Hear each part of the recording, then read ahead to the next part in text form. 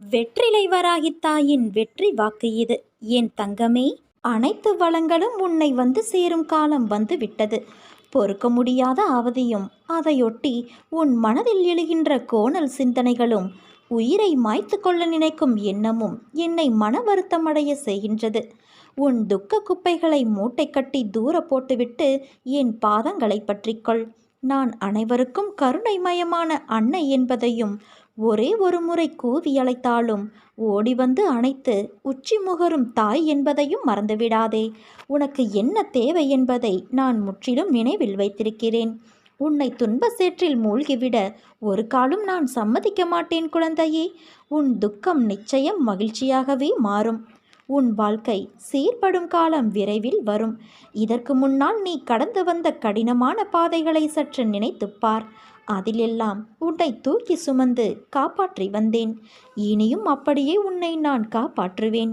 உனக்கு சோதனையாக தெரிகின்ற இந்த காலகட்டத்தை மனதில் வைத்து கொள்ளாதே. என் அற்புதங்கள் இனி உன் வாழ்வில் நிகழ்வதற்காக ஏற்பட்டுள்ள ஒரு வழிதான் இந்த சோதனைகள். வாழ்க்கையில் சலிப்பும் வெறுப்பும் கொள்ளாதே. மனம் புண்ணாகி போனதே என வருந்தாதே. இதோ என் மென்மையான கரங்களால் உன்னை வருடிக்கொண்டு உன் பக்கத்தில்தான் நான் உனக்காக இருக்கின்றேன். மிக விரைவில் உன்னை பொன்னாக்கும் நாள் வந்து கொண்டு இருக்கிறது. உன்னுடனே நானும் வாழ்கின்றேன். நீ சிரித்தால் உன் சிரிப்பை பார்த்துவிட்டு என் மனம் சந்தோஷமாக சிரிக்கும். நீ அழுதால் உனக்கு முன் நான் உன் அன்னை உனக்காக வலியை தாங்குவேன். இப்படி உன் மனதில் எல்லா உணர்வுமாய் என் ரூபத்தை வைத்து நீ நேசிக்கின்றாய். அப்படி இருக்கையில் என் உயிரே நீதானே. உன்னுள் உனக்காகவே நான் வாழ்கின்றேன். என் குழந்தைகளின் அனைவரின் இதயத்திலும் நான் இருக்கும்போது உன்னை தவிக்கவிட்டு நான் எங்கே போவேன்? வழியில் நீ கதறும் ஓசைக்கு நான் எதிர் ஓசை கொடுத்து வழியை ஏற்கின்றேன். உன் வழிகள் உன் துன்பங்கள் என்பது எனக்கானது. என்றும் நீ மகிழ்வோடு வாழத்தான் உன் அன்னையான நான் ஆசைப்படுகின்றேன். என்றும் உனக்காக உன் அம்மாவாய் அப்பாவாய் நான் இருப்பேன். அதே போல என்றும் நீ என் பிள்ளையாக இருப்பாய்.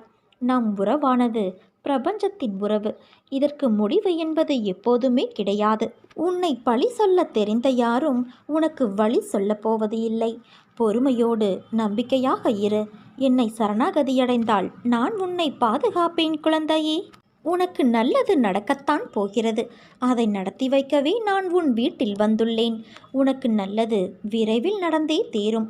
இது உன் அன்னையின் ஆசிர்வாதம், உத்தரவு, அன்பு கட்டளை மற்றும் சுப வாக்கு. இதில் நீ எப்படி வேண்டுமானாலும் எடுத்துக்கொள். ஆனால் அந்நாள் நீ நடக்கப் போவதை பார்த்து வியக்கப் போகிறாய். நீ தைரியமாக இரு என் குழந்தையே. என் மீது நம்பிக்கை வைத்த உன்னை வெறும் கைகளாக நான் அனுப்பிவிடுவேனா என்ன? நீ இழந்த அனைத்தையும் விரைவில் பெறத்தான் போகிறாய். நீ இத்தனை நாள் செய்த புண்ணியம் எதுவும் வீணாக போகப் போவது இல்லை. நீ செய்த அனைத்து புண்ணியத்திற்கும் உனக்கு தேவையானதை நீ என்னிடமிருந்து பெற்றுக்கொள். நீ என்னிடம் உன் மனதால் வேண்டுகிற வேண்டுதல்களை எல்லாம் நீ வாய் திறந்து கேட்டால்தான் எனக்கு தெரியுமா என்ன? ஒருவேளை நாம் வாய் திறந்து கேட்டால்தான் அன்னை நமக்கு வேண்டியதை தருவாரா என்றெல்லாம் எண்ணிவிடாதே. நீ என்னை இருக்கும் இடத்திலிருந்து நினைத்தால் போதும். என் உயிரான பிள்ளைக்கு வாழ்க்கையின் வேகம் புரியவில்லை. தண்ணீர் எப்படி கீழே சிந்தினால் காய்கிறதோ அந்த அளவு சீக்கிரமாக நகர்வதுதான் வாழ்க்கை. எல்லோருக்கும் நல்ல நேரம் வாழ்க்கையில் வேகமாக வருகிறது. எனக்கு மட்டும் ஏன் கஷ்டங்கள் என ஆதங்கப்படுகிறாயா? உன் வாழ்க்கையில் உனக்கான சரியான நேரத்தில் நடைபெறும். மற்றவர் வாழ்க்கையோடு உன்னை நீ ஒப்பிடாதே. அவர்களின் வாழ்க்கை சாயல் வேறு, உன் வாழ்க்கையின் சாயல் வேறு. இரண்டையும் படைத்தவள் நான்.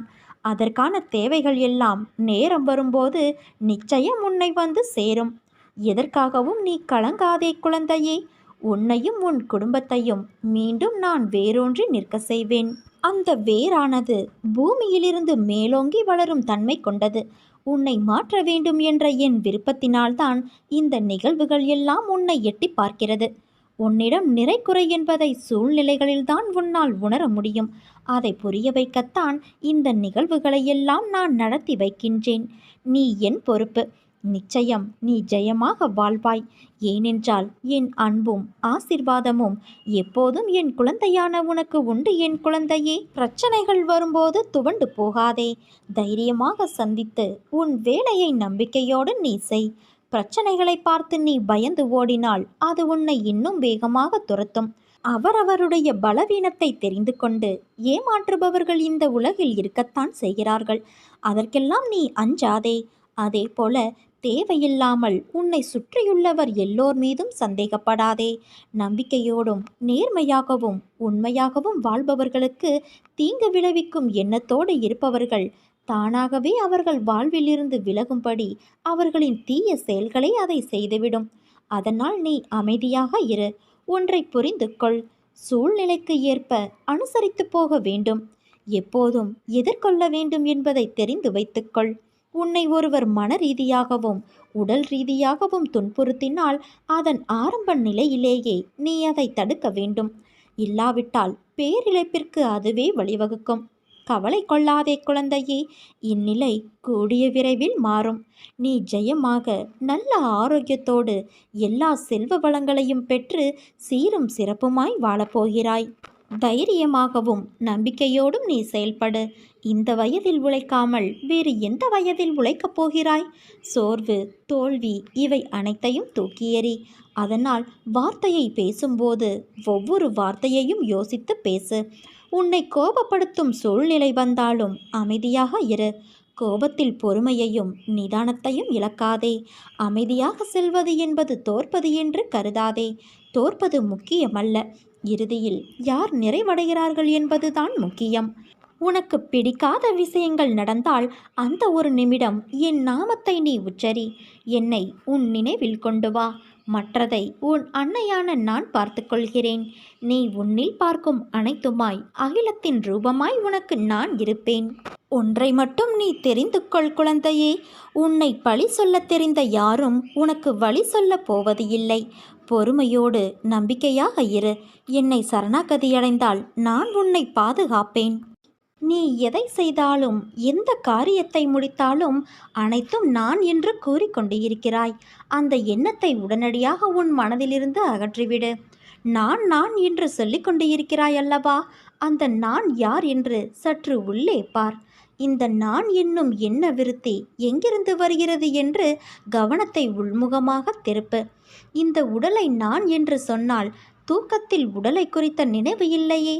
ஆனால் சுகமாக தூங்கினேன் என்று மறுநாள் சொல்கின்றாய். அப்போது இந்த தூக்கத்தை யார் அனுபவித்தது?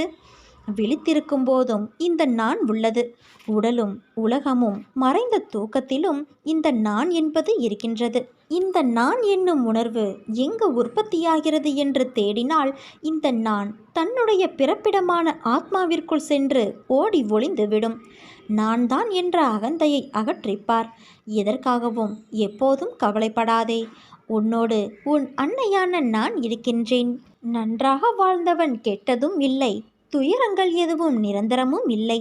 அதற்கு கர்ம பலன்கள் ஒன்று மட்டும்தான் காரணம். எதுவரை போகட்டுமோ போகட்டும், உன்னோடு நான் இருக்கின்றேன்.